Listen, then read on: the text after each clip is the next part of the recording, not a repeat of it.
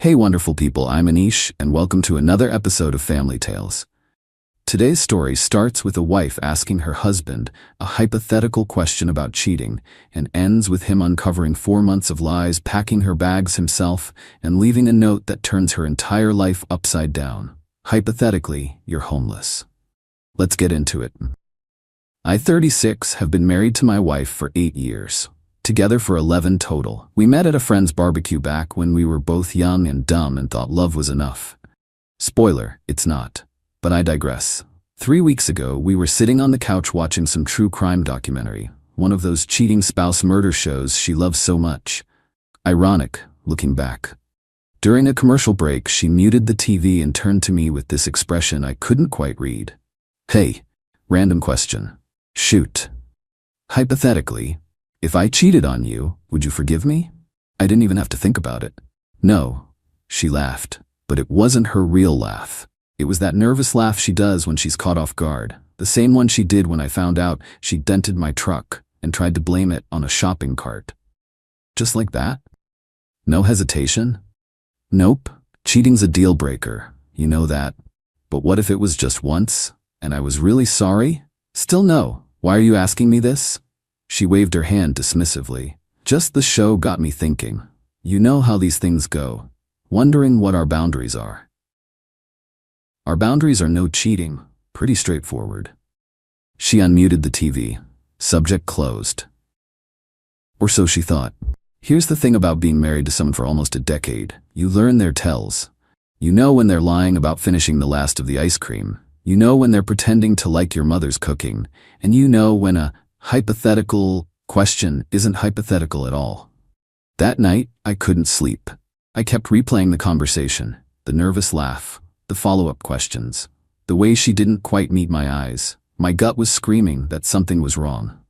Around 2 a.m., she was dead asleep. She takes melatonin and sleeps like a rock.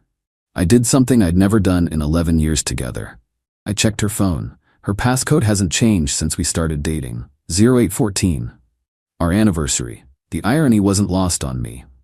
I found him in about 30 seconds. He was saved under Gym Buddy, even though my wife hasn't been to a gym since 2019. The messages went back 4 months. 4 months. I'm not going to repeat everything I read, because honestly some of it made me want to throw up. But here are the highlights.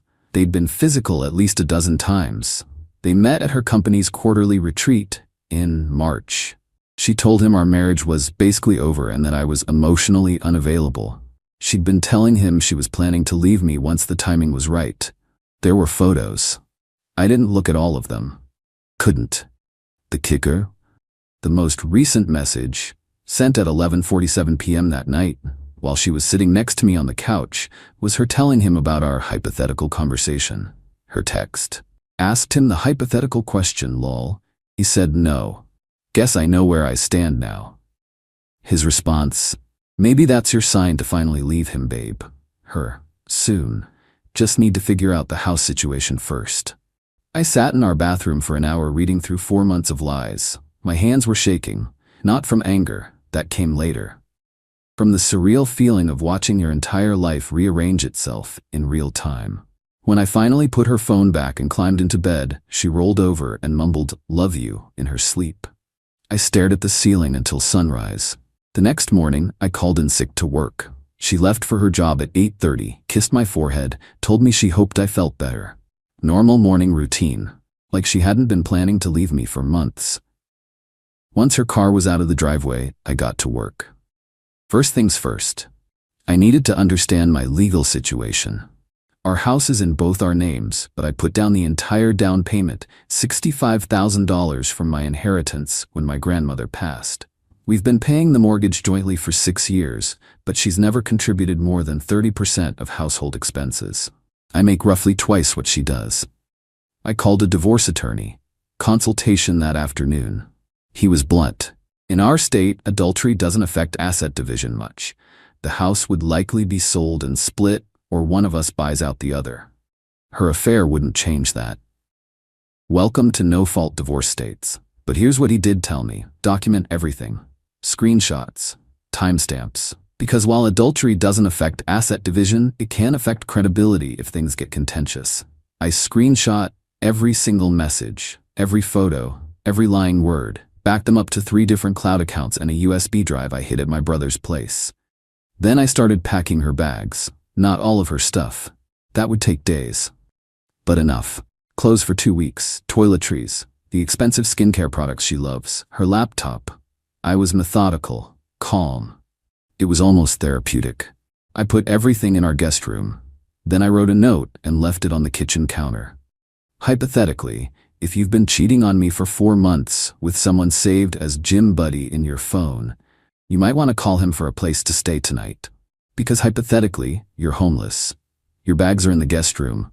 I'll be at my brother's until you're gone. Sincerely, your emotionally unavailable husband. I grabbed my laptop, some clothes, and drove to my brother's house. My phone started blowing up around 6:15 p.m. First text, "What the hell is this note?" Second text, "You went through my phone?" Third text, "This is insane, we need to talk." Fourth text, "You can't just kick me out of my own house." Fifth text, "Call me." I didn't respond. I'd already talked to my lawyer. She was right, I couldn't technically kick her out, but I also didn't have to be there, and she could spend the night figuring out her next move. My brother handed me a beer and didn't ask questions. Good man. Update 1. 4 days later. Alright, let me catch everyone up, because this situation has escalated in ways I didn't fully anticipate. After my initial post, I got a lot of DMs asking for updates. Thanks for the support. It helps more than you know. So here's what happened. I stayed at my brother's place for 2 nights. During that time, my wife called me 23 times. I answered once, on the second night, because she threatened to call the police and report me missing. I'm not missing. I'm at my brother's. We need to talk about this. There's nothing to talk about. I saw the messages, all of them. It's not what you think. You told him our marriage was basically over. You sent him photos. You've been sleeping with him for months. What exactly am I misunderstanding? Silence. Then, I made a mistake. Mistakes are forgetting to pick up milk. You made a choice. For 4 months. Can you please just come home so we can discuss this like adults? I'll come home when you're ready to move out. My lawyer will be in touch. She started crying. I hung up. The next day, I went home while she was at work. Changed the locks on the garage door, the one with the keypad she uses. She still had her house key, so she could get in the front door, but she'd figure out pretty quick that things were changing. Was it petty? Yeah. Did it feel good? Also, yeah. That evening, the real circus began. Her mother called me. This woman has never liked me, always thought her daughter settled by marrying a project manager instead of a doctor or lawyer. Now she was calling to lecture me about marriage. You can't just abandon your wife over one mistake. With all due respect, this doesn't involve you. She's my daughter. Of course it involves me. She told me everything. She said you went through her phone like some kind of stalker. She's been cheating on me for 4 months. Because you neglected her. She told me you're never emotionally available, never romantic anymore. What did you expect? I actually laughed at that one. I expected her not to sleep with someone else. Crazy, right? You're being unreasonable. Marriage takes work. You don't just give up. I'm not giving up. I'm letting go of someone who already checked out months ago. Have a good night. Hung up, blocked her number. The next morning, my wife tried a different approach.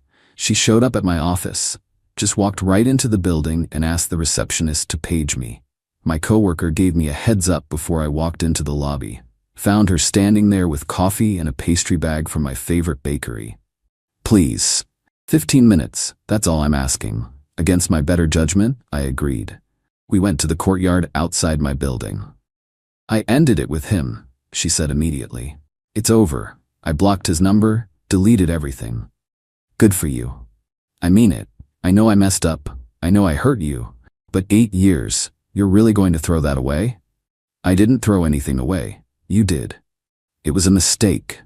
You keep calling it that. 4 months isn't a mistake. It's a lifestyle choice. I was confused. Our marriage felt stale. I didn't know how to talk to you about it. So instead of talking to your husband, you talked to some guy from a work retreat, with your clothes off. She flinched. That's not fair. None of this is fair. You asked me a hypothetical question while you were actively cheating on me. You wanted to know if I'd forgive you so you could gauge whether to confess or keep lying.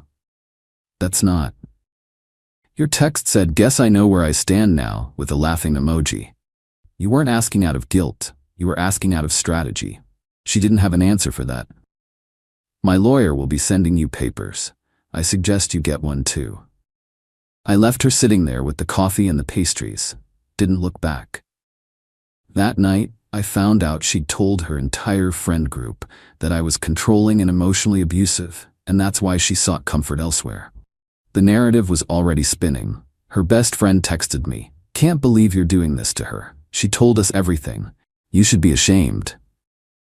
I responded with a single screenshot of a text exchange where my wife described in detail what she and her gym buddy had done in a hotel room during her work trip. The best friend didn't respond after that. Funny how that works. Update 2 weeks later. Things have gotten messier, but also clearer, if that makes sense. After my wife's failed office ambush, she switched tactics. Went full victim mode. Started telling everyone who would listen that I was mentally abusive, that I controlled all the finances, I don't, that I isolated her from friends, I didn't, and that her affair was a trauma response to years of emotional neglect. Her mother amplified this on social media, vague posts about believing women and recognizing abuse when you see it. Never named me directly, but anyone who knows our situation knew exactly who she was talking about.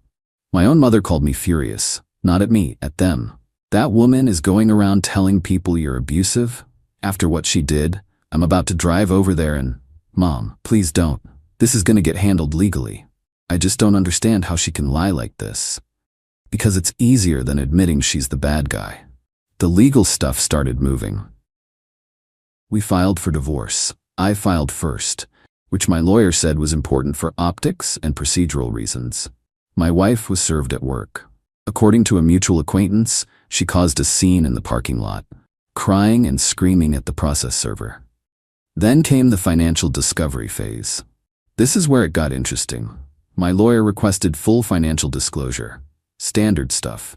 My wife's lawyer complied, and we found something unexpected. She'd been moving money. Not a lot. We keep separate accounts for personal spending. But over the past 4 months, she'd transferred about $8,500 from her personal account to a new account I didn't know existed. An account that, according to the transaction history, had been used for hotel rooms, expensive dinners, and a weekend trip to a casino resort. All while telling me she was visiting her sister and going to work conferences.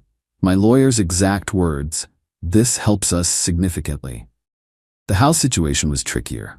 Like I mentioned, it's in both our names. I put down the down payment, but the mortgage payments have been joint. My lawyer advised that the cleanest solution was for me to buy her out. We got an appraisal. The house had appreciated nicely. Her equity share would be around $85,000. $85,000 to someone who spent 4 months betraying me while planning to leave me when the timing was right. But here's the thing. Paying her out meant she'd leave faster. And at this point, I just wanted her gone. We made an offer. She countered. Back and forth for a week. Finally settled on $92,000. She wanted pain and suffering compensation on top of equity. My lawyer advised me to take it rather than drag things out in court. I swallowed my pride and agreed. But I wasn't done yet. See, throughout this whole process, my wife kept insisting she'd ended things with her affair partner. Blocked him, deleted everything, reformed woman. I didn't believe her. I still had access to our shared cell phone account, the one I pay for, the one I could see call and text logs on without accessing her actual phone. Guess whose number showed up 3 times in the past week? She hadn't ended anything. She'd just gotten better at hiding it. I forwarded the phone logs to my lawyer. Documented proof that she was still in contact with him while simultaneously trying to negotiate a higher settlement by claiming she was committed to rebuilding trust. Her lawyer got an interesting email. 2 days later, she dropped her demand for additional compensation. Settlement finalized at $85,000, her actual equity share. No more, no less. Small victory, but I'll take it. Final update 6 weeks later. It's done. The divorce was finalized last Tuesday. Took about 5 weeks from filing to final decree, which my lawyer said was remarkably fast. Helped that we had no kids, and once the financial stuff was settled, there wasn't much to fight about. Final outcome, I keep the house, refinanced in my name only. She got her $85,000 equity payout. We split our retirement accounts 50-50. I lost about $40,000 there, which stings. She keeps her car, I keep mine. No alimony. Her lawyer tried for it, arguing that she'd become accustomed to a certain lifestyle. Judge wasn't having it, given her income and the short duration until adultery was discovered. The day she came to pick up the rest of her things was surreal. I had my brother there as a witness, lawyer's advice. She showed up with her mother and a U-Haul. Her mother glared at me the entire time. Didn't say a word. Fine by me. My wife, ex-wife now, tried one more time as they were loading the last boxes. I hope you know I really am sorry for all of it. Okay. I never meant for any of this to happen. And yet it did. Maybe someday we can, I don't know, be friends, or at least not hate each other. I don't hate you, I just don't trust you, and I don't want you in my life. She looked like she wanted to say more. Her mother grabbed her arm and steered her toward the U-Haul. They drove away. I stood in my driveway and felt nothing. Not relief, not sadness, not anger, just emptiness. 11 years, and it ended with a U-Haul in the driveway on a Tuesday afternoon. The aftermath has been weird. I lost some mutual friends, the ones who bought her abuse narrative. Kept the ones who knew better. My family has been incredible, my brother especially. He let me crash at his place for a week, helped me change the locks, sat with me while I ugly cried into a bottle of whiskey one night when it all hit me. I found out through the grapevine what happened with the affair partner. Turns out he's married too. Has been for 12 years. 2 kids. His wife found out about the affair roughly 2 weeks after I did. Apparently my wife wasn't the only woman he was coaching at the gym. Yeah. My wife wasn't even his only affair. She was one of 3. His wife filed for divorce. He's apparently living in an extended stay hotel and paying child support plus alimony while his now ex-wife keeps their house. As for my ex, last I heard, she's living in a small apartment with her mother. The $85,000 went faster than she expected. First and last month's rent, a new car after her old one died, credit card debt she'd apparently been hiding. She's already asking her friends for money, according to the same grapevine. The gym buddy, who was supposedly going to leave his wife for her? He stopped responding to her texts after his divorce went through. Shocker. Someone once told me that cheaters don't think ahead. They live in the fantasy of the affair, the excitement, the secrecy, the validation. They don't consider what happens when the fantasy crashes into reality. My ex found out the hard way. I'm not going to pretend I'm thriving. Some days are harder than others. I still reach for her side of the bed sometimes before I remember. I still almost text her when something funny happens at work. 11 years of habit doesn't disappear overnight, but I'm okay.